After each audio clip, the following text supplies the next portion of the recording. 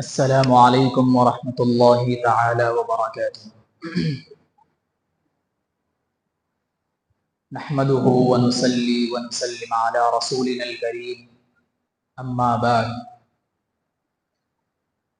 اعوذ باللہ من الشیطان الرجیم، بسم اللہ الرحمن الرحیم۔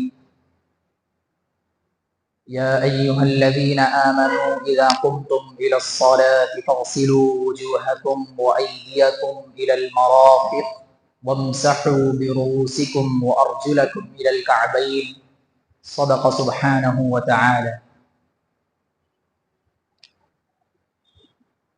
عزیز ماؤں بہنوں، جو آج کا دوسرا عنوان ہے فرائض وضو، شرائط نماز و ارکان۔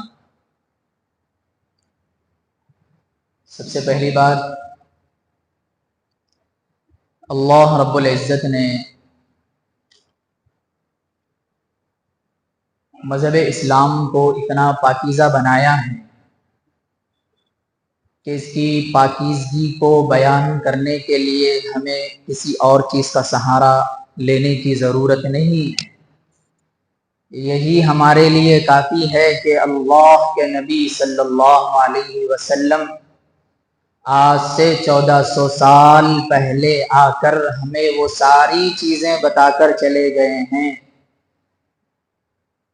جو اس کے بعد ہمیں اب قیامت کی صبح تک کسی کی ضرورت نہیں ہے۔ قرآن مجید اور احادیث شریفہ اور ہمیں اکابرین اولیاء تابعین کے طریقوں سے ساری چیزیں حاصل ہو سکتی ہیں۔ اللہ نے ایک چیز کو جو انتہائی اہمیت کا حامل بنایا ہے، ایک چیز اس سے پہلے یہ ذکر کر دوں، اللہ کوئی بھی چیز کی اہمیت کو بتانے کے لیے اس کے سلسلے میں یہ ذکر فرماتا ہے کہ یہ چیز نہایت اہم ہے اور یہ بہت اہمیت کی حامل ہے، اور اس اہمیت کی حامل چیز کو ہم اس اہمیت ہی کے ساتھ کرنا ہوگا۔ اس کے علاوہ اگر ہم کرتے ہیں تو اللہ رب العزت کے یہاں وہ عبادت نہیں بن سکتی ہے، بلکہ وہ عبادت ایک فسانہ بن کر رہ جاتی ہے، اور وہ فسانہ بعد چل کر آنے والی جنریشن میں وہ ایک بدعت نما شامل ہوتی ہے، اور بدعات ہی ثابت ہوتی ہے، عبادت ثابت نہیں ہوا کرتی۔ تو اللہ نے ساری چیزوں کی جب باری آئی تو اللہ نے اپنے نبی کو دنیا کی سرزمین پر ہی عطا کر دیا۔ نماز کی جب باری آئی تو اللہ نے اپنے نبی کو فرمایا کہ تم آسمان پر چلے آنا، تمہیں معراج کروائی جائے گی۔ پھر اس کے بعد انہیں معراج کروا کر نماز کا ایک بہت بڑا انعام سونپا گیا۔ مگر یہ چیز کو ہم جتنی اہمیت کے ساتھ سن سکتے ہیں، جتنی اہمیت کے ساتھ ہم اس کو بول سکتے ہیں، اللہ بولنے والے کے لیے، اللہ سننے والوں کے لیے، ساروں کے لیے خیر فرمائے، عمل کی توفیق نصیب فرمائے۔ میری ماں بہنوں، اللہ نے نماز کا ایک انتہائی بہت بڑا درجہ احادیث کے اندر نبی کے ذریعے سے فرمایا، اور قرآن مجید کے اندر بھی اس کا جگہ جگہ ارشاد فرمایا۔ مگر اس چیز کو ادا کرنے کے لیے ہمیں جن چیزوں کی ضرورت پڑتی ہے انہیں اور ان تمام کو رولز یا پھر اس کو ضوابط کہتے ہیں۔ مذہب اسلام کے اندر کوئی ایسی چیز نہیں ہے کہ ہم اس کو فوراً کرنے کے لیے آمادہ ہو جاتے ہیں، نہیں، بلکہ اس کے کچھ قوانین ہوتے ہیں، اس کی کچھ آداب ہوتے ہیں، اس کے کچھ رولز ہوتے ہیں، ان کو کرنے کے بعد وہ کام پائے تکمیل تک پہنچ سکتا ہے، اور پہنچتا بھی ہے، اور اللہ کے یہاں مقبول بھی ہوتا ہے۔ یہ بات ذہن میں رکھنی چاہیے، جو کام جتنے بڑے ہوتے ہیں، جو کام جتنی بڑی اہمیت کے حامل ہوتے ہیں، وہ کام کے آداب بھی اتنے ہوتے ہیں، فرائض بھی اتنے ہوتے ہیں، اور ان کاموں سے بچنے کی چیزیں بھی اتنی بتلائی جاتی ہیں۔ سب سے پہلے میں آپ کے یہاں آپ کے سامنے یہ بات ذکر کر دوں کہ نماز جب ہم ادا کرتے ہیں تو جب جی ہمارا چاہتا ہے اٹھ کر بستر سے ہم فوراً مصلی پہ نہیں ٹھہر سکتے۔ اس لیے نہیں ٹھہر سکتے ہیں کہ نماز ایک انتہائی خشوع و خضوع والی چیز ہے، انتہائی اہمیت کی حامل چیز ہے۔ ہم اللہ کے یہاں ٹھہر رہے ہیں، اس بات کا استحضار ہونا چاہیے۔ جب ہمیں اس بات کا استحضار ہو، جب اس بات کا ہمیں احساس ہو کہ میں اب اللہ کے سامنے ٹھہرنے جا رہا ہوں یا ٹھہرنے جا رہی ہوں، اب اللہ سے میں کلام کرنے والی ہوں یا کرنے والا ہوں، تو اس چیز کے اندر بھی وہ چیز کو پیدا کرنے کے لیے اللہ نے نماز سے پہلے چند چیزوں کو ذکر کیا ہے، جس کو وضو کہتے ہیں۔ وضو کے تعلق سے قرآن مجید کے اندر سورہ مائدہ پارے 6 کے اندر اللہ نے فرمایا یا ایھا الذین آمنوا اذا نودی للصلاۃ یا ایھا الذین آمنوا اذا قمتم الى الصلاۃ فاغسلوا وجوہکم وایدیکم الى المرافق وامسحوا برؤوسکم وارجلکم الى الکعبین۔ اگر تمہیں نماز کا ارادہ ہو یا تمہیں نماز کا وقت آ جائے تو فوراً تمہیں مصلی پر نہیں بلکہ اس کے چند لوازمات ہیں، چند فرائض ہیں، چند سنن ہیں، اس کو ادا کرنا ہوگا۔ ایک بات میں یہاں یہ بتاتا چلوں، اللہ رب العزت جو چیز قرآن میں ذکر کرتے ہیں حکمی طور پر اس کو فرائض کہتے ہیں، اور جو نبی علیہ السلام جو چیز کو اپنی احادیث کے اندر ذکر کرتے ہیں اور وہ صحابہ ہم تک پہنچاتے ہیں، یا تو وہ سنن ہوگی یا وہ مستحبات کے قبیل سے ہوگی، مگر یاد رہے فرائض کی تکمیل کرنے کے لیے سنن و مستحبات آتے ہیں۔ فرائض کی تکمیل، فرائض کا مکمل ہونا قرآن مجید کی احادیث کے بعد اللہ کے نبی علیہ السلام کے سنن و آداب ہوا کرتے ہیں۔ پہلے ہم آپ کے سامنے اللہ کی آیت میں قرآن مجید کی یہ چند آیتیں جو آپ کے سامنے پیش کی گئی ہیں کہ ہمیں نماز سے پہلے وضو ایسا کرنا چاہیے کہ جس کے اندر 4 فرائض بتائے جاتے ہیں۔ یہ 4 فرائض کو ہم اس طرح بھی سمجھ سکتے ہیں کہ ان کے نہ کرنے پر ہماری جو دوسری عبادت موقوف ہے وہ عبادت شروع ہی نہیں ہو سکتی۔ اس عبادت کو کرنے کے لیے سب سے پہلے ہمیں فرائض کے درجے میں اپنے چہرے کو پیشانی کے بالوں سے لے کر ٹوڈی کے نیچے تک ایک کان کی لو سے دوسرے کان کی لو تک مکمل چہرہ ایک مرتبہ دھونا یہ فرض قرار دیا گیا ہے۔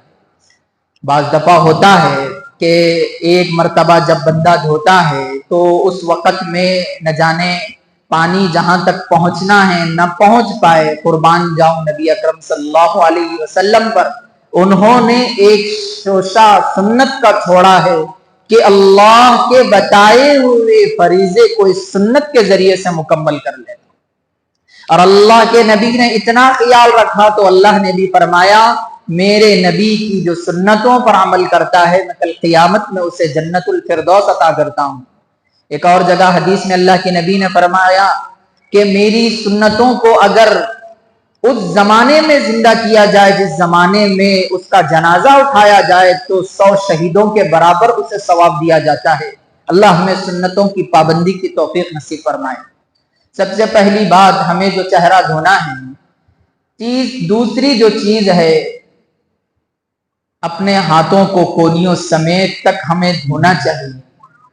ایک بات یہاں پر ہمیں غور کرنے کی ہے، ہمارا جو حصہ کونیوں کا ہوتا ہے، کونیوں کا جو حصہ اور ٹخنوں کے حصوں کے متعلق احادیث کی تشریحات میں یہ بات ہمیں ملتی ہے کہ ان جگہوں پر جن جگہوں پر پانی کو زیادہ استعمال کرنے کے بعد وہ جگہ تر ہوتی ہے تو ہم اس جگہ کو 2 نہیں 3 نہیں بلکہ 4 مرتبہ بھی وہاں پانی استعمال کرنا چاہیے۔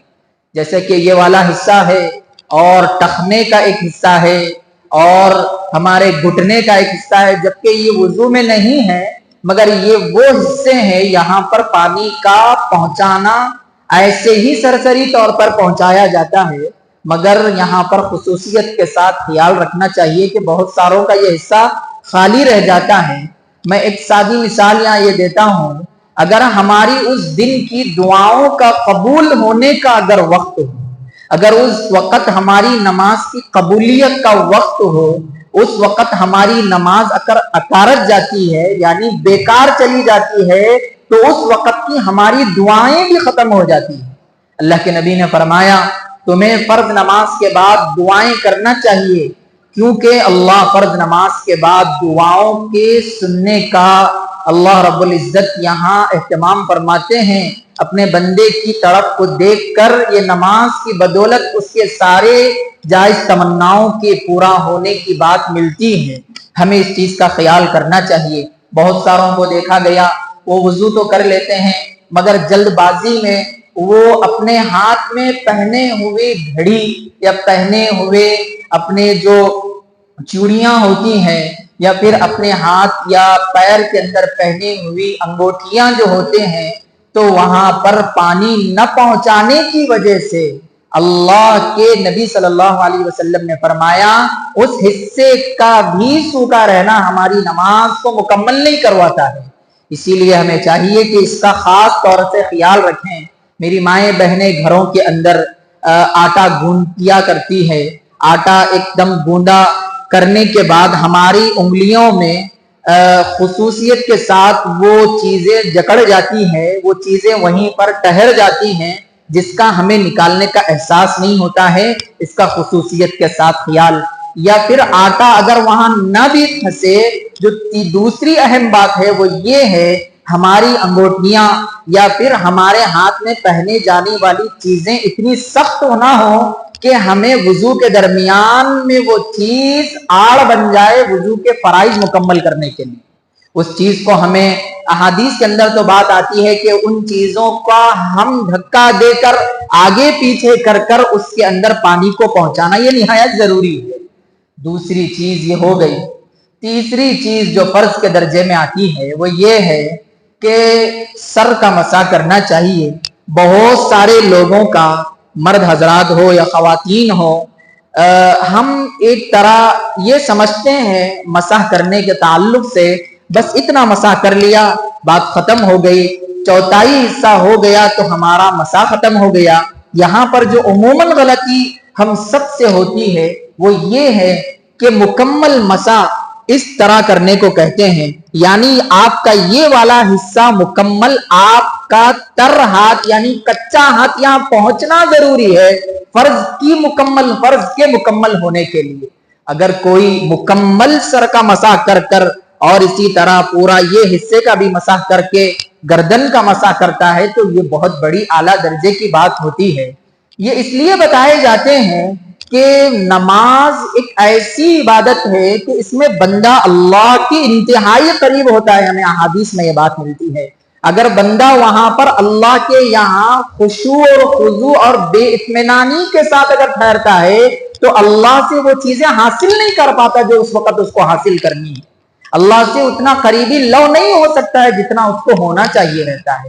چوتھی چیز، ہمیں اس کے بعد ٹخنوں تک پیروں کو دھونا ہے۔ ٹخنوں کے دھونے کے بارے میں بھی وہی بات آپ کے سامنے ذکر ہوتی ہے جو کوہنیوں کی بات آتی ہے۔ وہاں پر اپنے اس داہنے ہاتھ سے، یہ بائیں ہاتھ سے ہم اس حصے کو تھوڑا پانی ڈال کر رگڑ دیں تاکہ وہ حصے کے مثانے یعنی اندر تک پانی چلا جائے تاکہ فرض مکمل ہو جائے۔ اس کا ہمیں خیال کرنا چاہیے۔ یہ ہو گئے فرائض۔ اب انہی فرائض کو، یہ تو ہو گئے 4 فرائض، اس کے پہلے ہمیں کیا کرنا ہے؟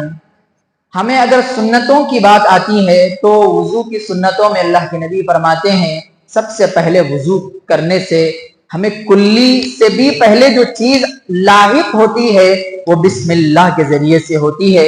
اللہ کے نبی صلی اللہ علیہ وسلم کی یہ حدیث ہے، بخاری شریف کی روایت ہے، کوئی بھی کام بسم اللہ سے شروع ہوتا ہے تو اللہ اس کے اندر برکتیں نازل فرماتے ہیں۔ اور ہر کام کو سیدھی جانب سے اور بسم اللہ کے ذریعے سے شروع کرنا چاہیے. یہ سنتوں کے درجے میں آتی ہیں. سنن کے بارے میں کئی سنتیں 14 لکھی گئی ہیں, کئی 18 لکھی گئی ہیں. سنتیں ہمیں اس بات کا احساس دلاتی ہے کہ کہیں میرا فرض رہ نہ جائے, اس کو ہم بغور سن لیں. ہم یہاں ایک چیز اور ذکر کر دیں 2 منٹ کے لیے. وضو کہتے کس کو ہیں؟ پہلی بات, ہم وضو واو کے پیش کے ساتھ جس کو کہتے ہیں وضو, یہ وضو کا اصل جو نام ہے اس کو کہتے ہیں کہ ہم کو چاہیے کہ مکمل طریقے سے پاکی حاصل کرنا ہے. یہ واو کے پیش کے ساتھ اس کو ذکر کیا جاتا ہے. اور واو کے زیر یعنی کسرہ یعنی واو کے نیچے جو زیر ہے اس کے ذریعے سے یعنی وضو اگر کہیں تو اس وقت میں جس سے وضو کرنے کے لیے ہمیں ضرورت استعمال ہوتی ہے یعنی مگ ہے, جگ ہے, لوٹا وغیرہ ہے, اس کو کہتے ہیں وضو یعنی واو کے کسرے کے ساتھ. اور واو کے فتحے کے ساتھ یعنی وضو کس کو کہتے ہیں اس کے بارے میں ایک چیز یہاں ذکر یہ کی جاتی ہے کہ کس چیز کے ذریعے سے اگر ہم پاکی حاصل کر رہے ہوں تو اس کو کہتے ہیں وضو واو کے زبر کے ساتھ. یعنی پانی ہے, فلاں چیز ہے جس چیز کے بارے میں احادیث میں آیا ہے کہ پانی نہ ہونے پر کس چیز سے وضو کیا جا سکتا ہے. اس چیز کا ہم خیال کر لیں. مگر عموماً ہم بولتے وقت وضو کہتے ہیں, یہ غلط جملہ ہے. وضو کہنا چاہیے واو کے پیش کے ساتھ. چلتے ہیں ہم اگلی چیز کی طرف. سنتیں کیا کیا ہیں جان لینا چاہیے کہ سنتیں فرض کی تکمیل کے لیے ہوتی ہیں جو ابھی بتائی گئی ہے. پہلی چیز تو بسم اللہ پڑھ لیں, کلائیوں تک ہاتھوں کو دھو لیں, چاہے مرد ہیں یا خواتین ہوں, یا کلائیوں تک ہاتھوں کو دھونا ہے. مسواک استعمال کریں. مسواک نہ ہونے کی صورت میں اللہ کے نبی صلی اللہ علیہ وسلم فرماتے ہیں اپنے اس انگوٹھے کے ذریعے سے اپنے دانتوں کی مکمل طریقے سے صفائی کرے. اس انگلی سے بھی ہو سکتا ہے مگر اس انگلی کے اندر اس کے مقابلے میں جان تھوڑی کم ہوتی ہے. اللہ کے نبی وضو میں اتنی پاکیزگی کا کیوں خیال کر رہے ہیں؟ یہ اللہ کے سامنے قرآن پڑھنے جا رہا ہے, یہ اللہ کے کلام کو پڑھنے جا رہا ہے, کہیں اس کی زبان سے منہ سے بدبو نہ آ جائے, اس کا خیال کر لینا چاہیے. اور اسی طرح کلی کر لینا چاہیے, مکمل بہترین کلی. جو آج کل ہماری جو کلی ہے ایک دم سر سے پانی لے لیے اور ایسے ہی کلی کر دیے, اس کا حق کلی کا ادا نہیں ہوتا ہے. بلکہ کلی کہتے ہیں اس حلق, یہاں یہ جو حلق آپ کو دکھ رہا ہے یہاں سے لے کر یہ پورے مکمل منہ کے اندر کے چھوٹے چھوٹے گوشت کے ٹکڑوں کے اندر پانی کا پہنچا کر باہر پھینک دینا, یہ اس کو کہتے ہیں کلی. ہمیں اس کا خیال کر لینا چاہیے. اور ناک میں پانی ڈالنا بھی ایک عجیب طرح کا فیشن بن گیا. ایسا پانی چڑھا لیتے ہیں, اس کے بعد ایسا محسوس ہوتا ہے کہ اب ہمارا یہ ناک میں پانی ڈالنے کا معاملہ ہی ختم ہو گیا. نہیں, بلکہ ناک میں پانی ڈالنے کے سلسلے میں بات آتی ہے کہ مکمل پانی ہاتھ میں لے کر ناک کے قریب لے جا کر تھوڑی دیر تک وہیں اس طرح سے اس کو کریں تاکہ مکمل غلاظت جو ناک میں چھپی ہوئی ہے وہ بھی باہر آ جائے. قربان جاؤں ہمارے مذہب اسلام پر کہ اتنی وضاحت سے ساری چیزیں ذکر کر دی ہے. آپ ہندوستان کے اندر بستے ہیں تو یہ معلوم ہونا چاہیے 325 مذاہب کے اندر بھی اتنی کھلی باتیں نہیں ہیں جتنے ایک مذہب اسلام کے اندر اللہ نے اتنی ساری باتیں اپنے نبی کے ذریعے سے فرما دی.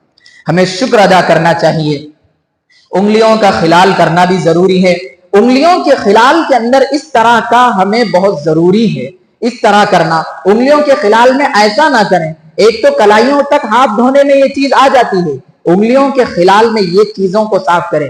یہ والے جو جوائنٹ ہیں یہاں پر اب کے چیزوں کی گنداہٹ اور اسی طریقے سے میلا پن جمع ہوتا ہے, وہاں پر بھی اس کو تھوڑا سا صاف کر لے. یہ حصے کی بھی بہت زیادہ اہمیت آئی ہے.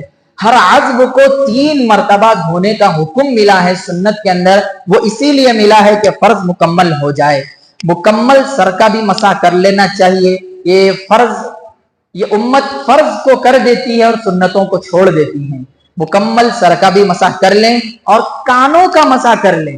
کانوں کے مسح کے اندر بہت بڑی غلطی ہم سے یہ ہو جاتی ہے کہ ہم کانوں کا مسح ایسا کر کر ختم کر دیتے ہیں. نہیں, بلکہ مکمل اچھا پانی لے کر کانوں کی سوراخ میں, اور یہ جو حصہ ہوتا ہے इस हिस्से को भी साफ कर कर कान की लौ तक लाके कान के पीछे वाले हिस्से में 3 से 4 मरतबा उसको आहिस्ता से प्रेस करना होगा ताकि उसकी गंदाहट चली जाए।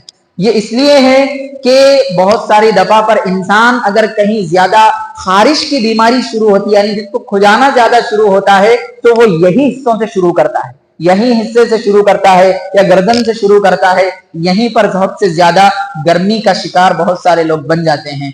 और सबसे अहम नीयत, अल्लाह के नबी ने फरमाया इन्नमल आमालु बिन्नियात, सारी चीजों का दारो मदार हम नीयत पर कर कर रख देते हैं। और तरतीब को भी कर लेना चाहिए कि यहां जाकर मुंह धो लिए, फिर थोड़ी देर के बाद आकर हाथ धो रहे हैं, ऐसा नहीं होना चाहिए।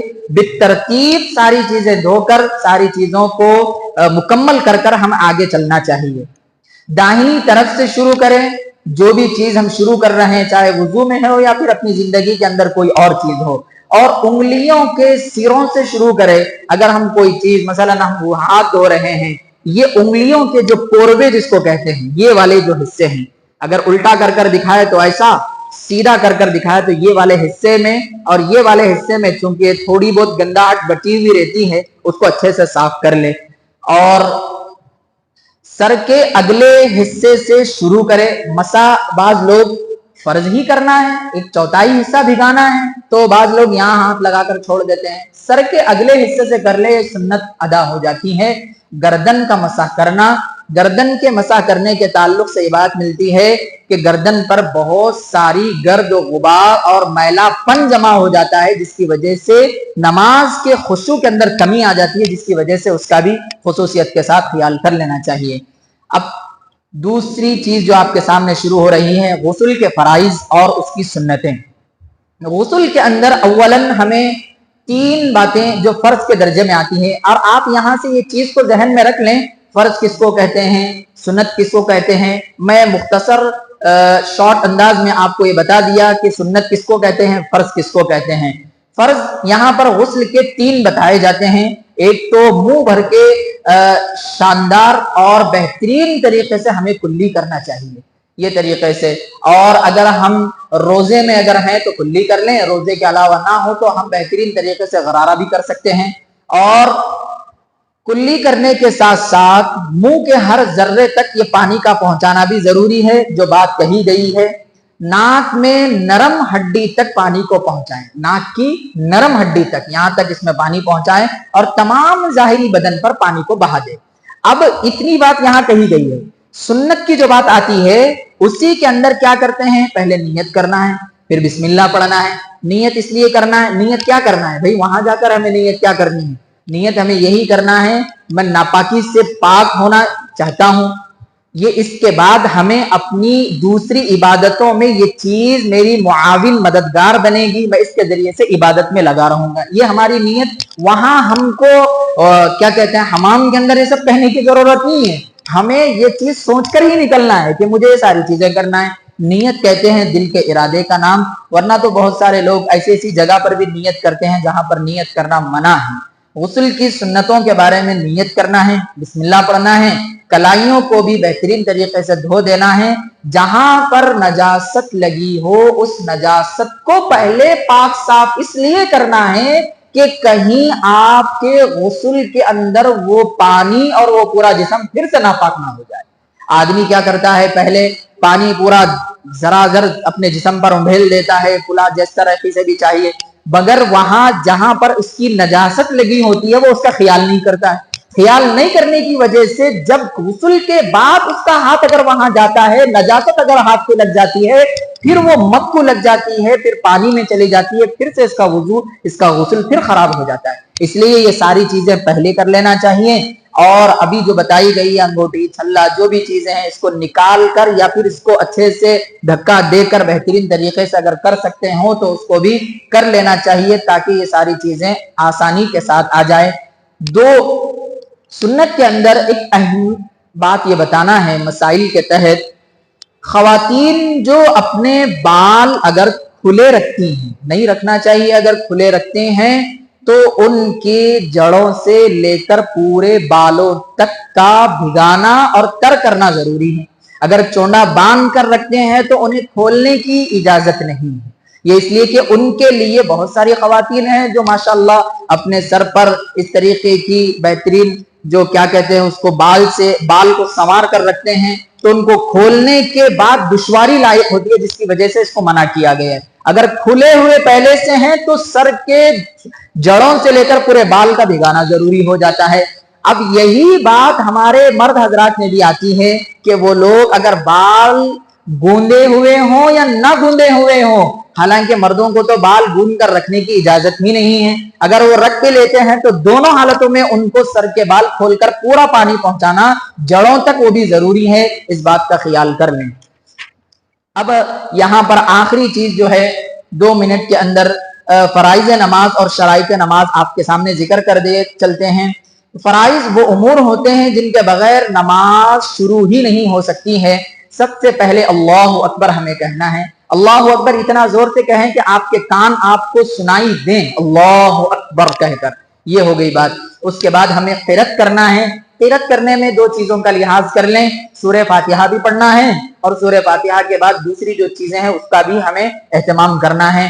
قیام کرنا ہے، رکوع کرنا ہے، دونوں سجدے کرنا ہے، اور اسی طرح قائد آخرہ میں بیٹھنا ہے۔ یہ فرائض کے درجے میں آتی ہیں۔ شرائط جو فرائض سے پہلے ہوتے ہیں وہ یہ ہے کہ بدن کا پاک ہو، اور اسی طرح بدن کے پاک ہونے میں ہمیں اس بات کا خصوصاً خیال کرنا چاہیے کہ کہیں ہمارا بدن، ہم تو وضو سے تو آ گئے، کہیں بچے کا پیشاب نہ لگ گیا ہو، یا پھر کوئی ایسی چیز جو گھر میں پڑی ہوئی تھی جو ہمارے بدن پر لگ گئی جس کے دھونے کے بعد نماز ہوتی ہو، اس کا ہمیں خیال کر لینا چاہیے۔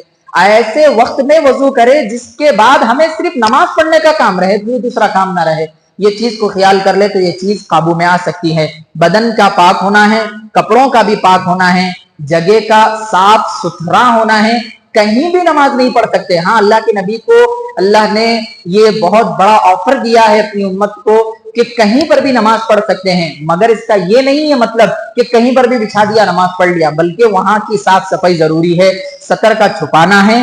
سب سے بنیادی چیز نماز کا وقت ہونا ہے۔ نماز کا وقت اگر ہو گیا تو یہ ساری چیزیں آپ کی طرف آئیں گی۔ نماز کا وقت ہی نہیں ہوا ہے، ہم اس چیز کی طرف چلتے ہیں تو اس کی اجازت ہمیں نہیں ملتی ہے۔ اور اس سے اہم چیز جو ہے قبلے کی طرف رخ کرنا ہے۔ ٹرین وغیرہ میں ہوتے ہیں تو قبلہ معلوم کر کے قبلے کی طرف کر دیں۔ اگر نارتھ سائڈ ہمارا قبلہ چل رہا ہے ٹرین کے حصے سے، تو اس کے بعد اچانک ویسٹ سائڈ ہو گیا، ٹرین ایسا پلٹ گئی، تو ہمیں اس میں پلٹنے کا بھی حکم دیا جاتا ہے۔ ایک بات یہ، دوسری چیز، اگر ہم نے صرف غور و فکر کرے بغیر ہم نے نماز کو شروع کر دیا، بعد میں معلوم ہوا کہ یہ قبلہ یہاں نہیں بلکہ وہاں تھا، یہاں پر آپ کی نماز ہو جاتی ہے۔ مسئلہ یہ ہے کہ آپ نے غور و فکر کیا تھا اور آپ کا ذہن یہ کہہ دیا کہ یہاں قبلہ ہے تو یہیں آپ کا قبلہ ہو گیا۔ آپ نے غور و فکر کرے بغیر ادھر رک کر نماز پڑھ لیا، کوئی آ کر یہ کہہ دے بھائی صاحب نماز ادھر ہوتی ہے، ادھر قبلہ ہے، تو آپ کو نماز میں گھومنا ہے، یا نماز کے بعد اگر معلوم ہوتا ہے تو پھر سے نماز آپ کو پڑھنی ہے۔ کب؟ جب آپ نے وہاں پر کوئی بھی چیز غور و فکر کرے بغیر نماز کو شروع کیا ہو۔ نماز کا بھی وقت ہونا ہے، قبلے کا رخ ہونا ہے، اور انما الاعمال بالنیات، نیتوں کے ساتھ اس کو مکمل کرنا ہے۔ اے اللہ میں نماز پڑھ رہا ہوں یا پڑھ رہی ہوں۔ ایک چیز یہاں پر دیکھیے، ہمارے پرانے زمانے میں دادی نانیوں کی یہ روایتیں چلتی ہوئی آ رہی ہیں کہ ایک مشہور جملہ ہے، نماز سے پہلے صف میں ٹھہرنے کے بعد یہ کہتے ہیں، کیا کہتے ہیں وہ نیت میں، میں تابع اس امام کے، میرا منہ کعبے کی طرف، رخ میرا 4 رکعت فلاں فلاں، یہ ختم کر دیجئے۔ نیت دل کے ارادے کا نام ہے۔ آپ گھر سے آ رہے ہیں یا پھر وضو کر رہے ہیں تو وہیں پر یہ بات ثابت ہوگی کہ آپ فرض نماز پڑھنے جا رہے ہیں۔